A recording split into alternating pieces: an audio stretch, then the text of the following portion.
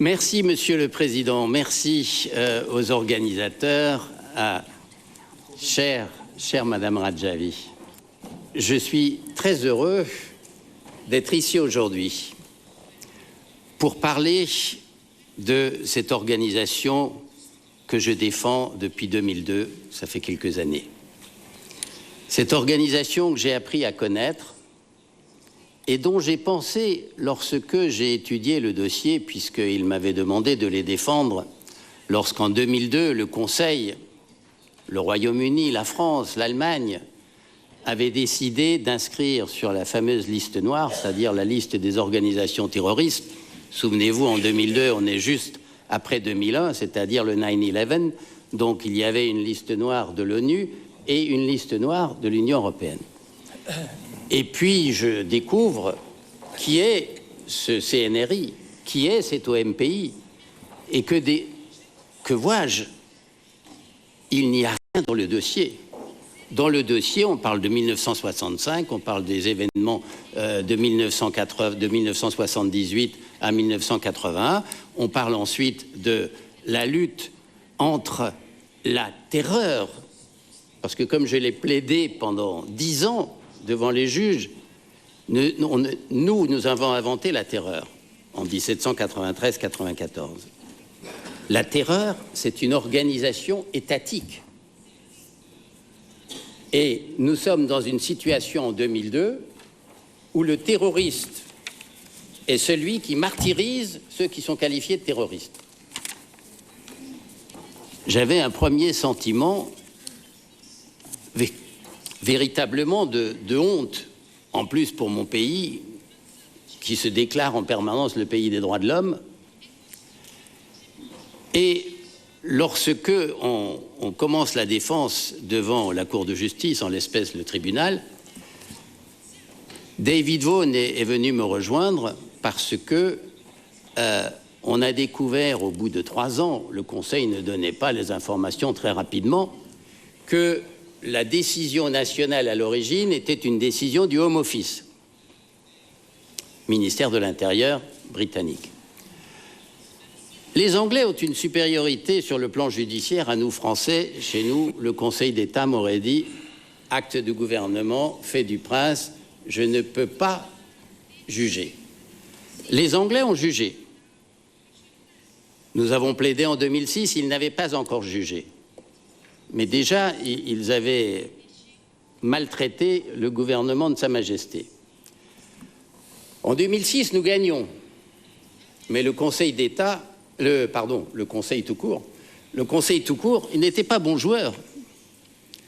Parce que, juste avant que le tribunal rende son arrêt, le 12 décembre 2006, le Conseil avait pris une nouvelle décision, il devait en prendre une tous les 6 mois, dans laquelle il renouvelait la présence sur la liste des organisations terroristes de l'OMPI.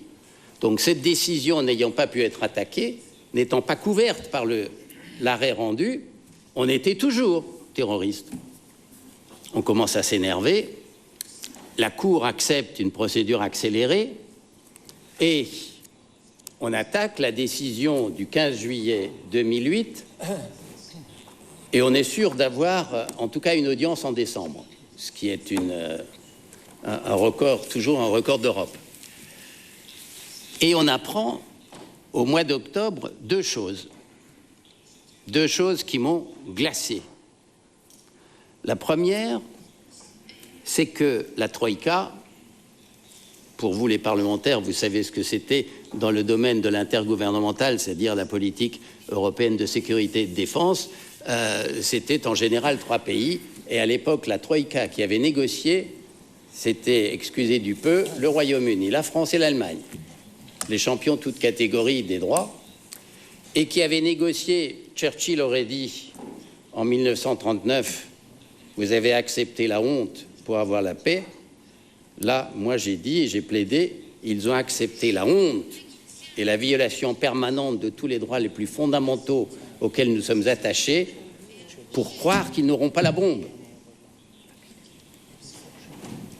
Ce marchandage est arrivé en même temps que le jugement de la juridiction spécialisée anglaise qui s'appelle POAC, confirmé par la Court of Appeal de Londres, qui avait qualifié l'introduction dans la liste de l'OMPI, des Moudjahidines du peuple, de perverse, pour les anglophones, ils savent que ça veut pas dire pervers, et unreasonable.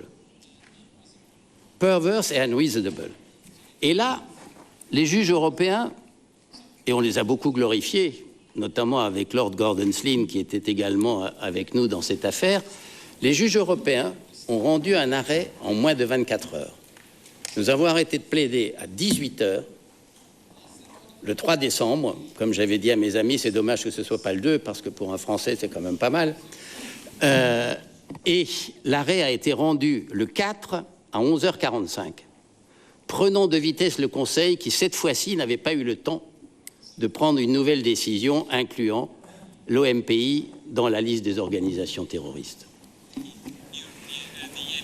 Donc, ce double scandale qui est, d'une part, la Troïka qui fait ce marchandage, et d'autre part, on s'aperçoit, grâce au juge anglais confirmé par le juge européen, que l'OMPI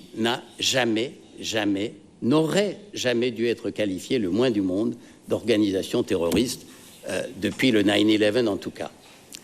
À la fin de mes plaidoiries, je disais à ces 13 juges européens, c'est assez impressionnant devant la Grande Chambre, je leur disais, n'ayez pas peur.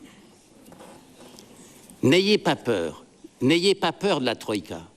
N'ayez pas peur de nos chancelleries qui feront toujours des marchandages.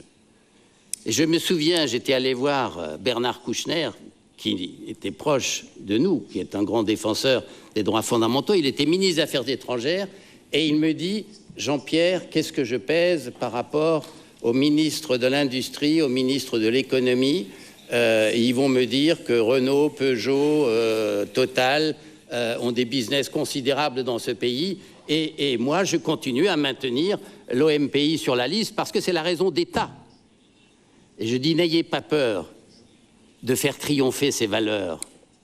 Donc, n'ayez pas peur de dire, vous, les députés européens aujourd'hui, d'imposer à nos chancelleries qui n'en voudront pas, je le sais, d'imposer la paix et le droit. » Merci.